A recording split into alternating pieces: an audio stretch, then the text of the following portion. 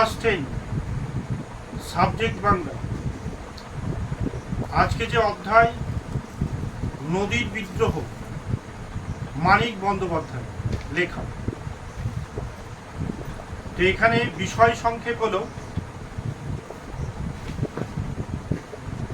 যে নদীর বিদ্রোহ গল্পে মুখ্য চরিত্র হচ্ছে নদের চাঁদ। তো নদীর বিদ্রোহে গল্পে মুখ্য চরিত্র নদের চাঁদ একজন স্টেশন মাস্টার।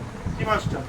বর্তমানে আজকে স্টেশন মাস্টার মানে যার উপরে বিশাল দায়িত্ব থাকে, কোন রুটে কোন ট্রেন যাবে, তো গুরুত্বপূর্ণ একটি পথ। তো এই নদের চাঁদ যখন গ্রামে থাকতেন, তো গ্রামে তার বাড়ির সামনে ছিল একটি ছোট্ট নদী। তো ছোটবেলা বেশিরভাগই সময় তিনি কাটাতেন নদীর তীরে। তো নদীর সঙ্গে নদের চাঁদের একটা সখ্য তৈরি হয়েছিল, বন্ধুত্ব।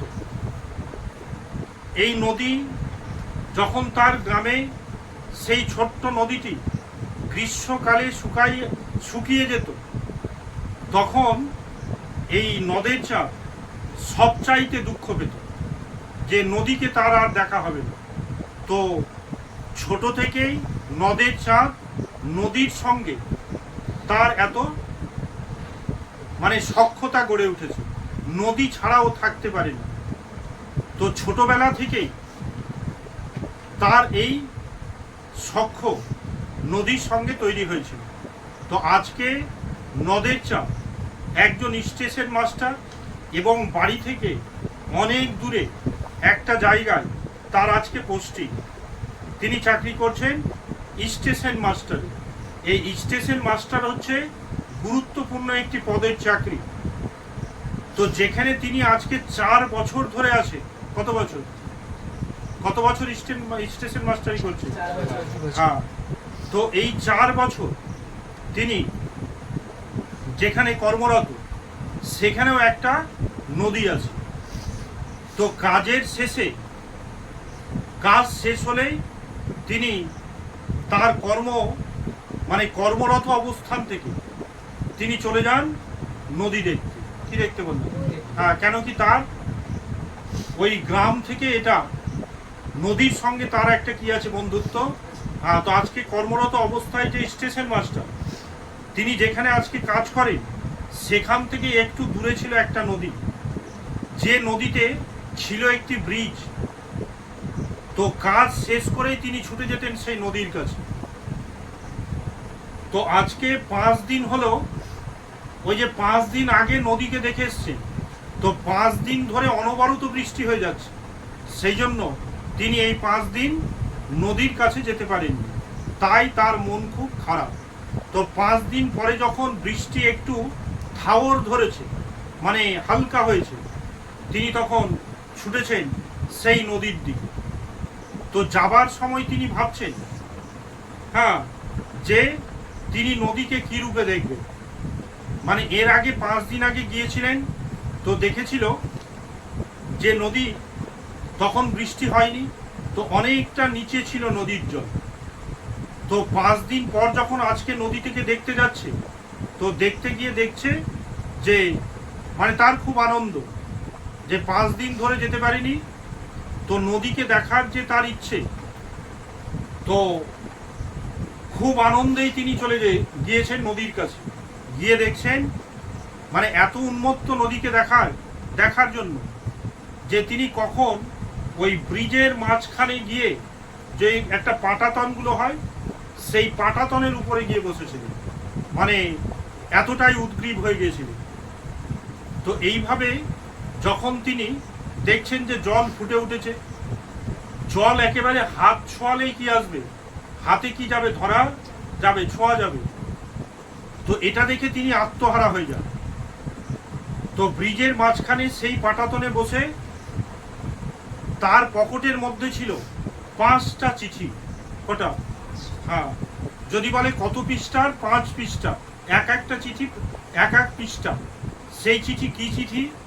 বউকে লেখা বিরহ বেদনার চিঠি। কি বললাম? হ্যাঁ, তো এই যে ব্রিজের যে জলগুলো চলে যাচ্ছে, তো এই জলগুলো যখন যাচ্ছে চিঠিগুলোকে নিচ্ছে আর জলে কি করছে, ফেলে দিচ্ছে, আর দ্রুত গতিতে চিঠিগুলো কি যাচ্ছে, ভেসে ভেসে চলে যাচ্ছে। এইভাবে খেলতে খেলতে কখন যেন সন্ধ্যা নেমে এসেছে। হ্যাঁ, তো যখন সন্ধ্যা নেমে এসেছে এবার লক্ষ্য হয়েছে তার কার, নদের চাঁদে। তখন সে প্রচন্ড ভয় পেয়েছে। কেন?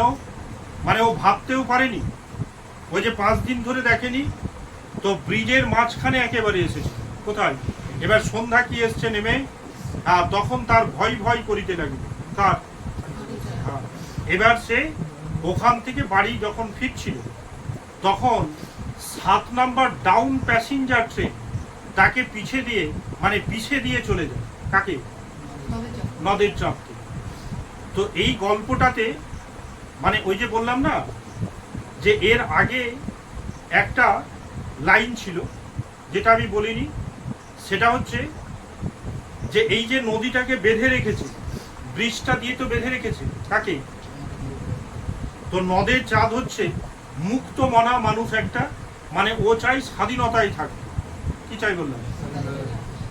তো ওর প্রশ্ন হলো এই যে জল যে আপন গতিতে বয়ে যাচ্ছে নদী দিয়ে, তো এই ব্রিজটার কি খুব দরকার ছিল? মানে ও চাইছে যে নদী আপন আনন্দে যেদিকে খুশি সেদিকে কি যাবে, ছুটে যাবে। তাহলে আমরা নদীতে বাঁধ তৈরি করি কেন? তো বাঁধ দিয়ে বল, জল আটকে ছিল কি আটকায়নি? আটকে ছিল। এবার জল আটকালে কি হবে? নদী বিদ্রোহ করবে। কি করবে? জল কি উঠেছে ফুলে, শো করে কি বইছে শব্দ। তো যদি এই ব্রিজটা যদি না থাকতো, জল বাধা পেত না। তাহলে অচিরেই জলটা কি যেত বেরিয়ে। তো এই যে মানে কি বলবো, যে আমরা সভ্যতার তাগিদে বিভিন্ন কারণে এই নদীর মধ্যে যে বাঁধনগুলো কি করি, তৈরি করি, তো তার কিন্তু এটা কি ছিল না, ইচ্ছে ছিল না। নদী চলবে আপন গতিতে। তার মানে প্রকৃতিতে যে বস্তু যেমন রূপে আছে তাকে সেই রূপেই কি দাও, থাকতে দাও। ঠিক আছে? আর অযথা অকারণে, বোঝাচ্ছে, অযথা অকারণে বেশি উৎফুল্ল হওয়ার কি নেই, প্রয়োজন নেই বলেই আমরা কি করি, মনে করি। এই যে 5 দিন ধরে নদীকে দেখেনি, তো ও ভাবেওনি একবার যে একবারে ব্রিজের মাঝখানে গিয়ে কি ছিল, একটা পাটাতনে কি ছিল বসে, নদীর সঙ্গে মানে হাত ছোঁয়ালেই জলটা কি ধরা যাচ্ছে, যে নদীর সঙ্গে ও কি করছো, খেলায় কি হয়ে গিয়েছিল, মত্ত হয়ে গিয়েছিল। তো এতটাই মত্ত, সন্ধ্যা ঘনিয়ে এসেছে, ও যে মধ্যেখানে কি এসেছে, চলে এসেছে, তারও কি খেয়াল ছিল না। তখন যখন সে অন্ধকারে ফিরে যাচ্ছিল বাড়ির দিকে, 7 নাম্বার ডাউন প্যাসেঞ্জার ট্রেন তাকে পিছে দিয়ে কি যায়, চলে যায়। এই হলো গল্প।